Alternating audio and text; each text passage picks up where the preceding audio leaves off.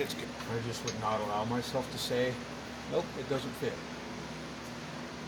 Looks good. Too bad you won't ever see it. Because when the bags are on and it's slammed down, they don't see any of the rear. You see like that much of the bottom of the rubber.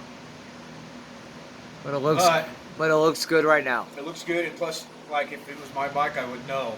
I know it's a stock wheel. I know you can't see it, but I know it's a stock wheel.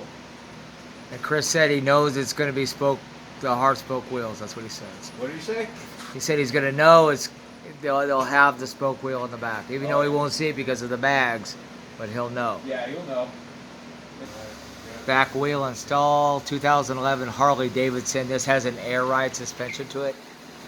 We're redoing the whole bike. Brand new thick spoke wheels, front and back.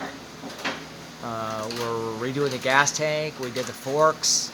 This is a project bike from MGS Performance. Southern California's hidden secret. If you need any kind of work done, big or small, or if you have a bike in the garage that needs to be worked on, check out MGS Performance. Their number is 661-951-9878. Give us a call, check us out on Instagram, or like this video and leave a comment. Give us a call. Have a great day and God bless.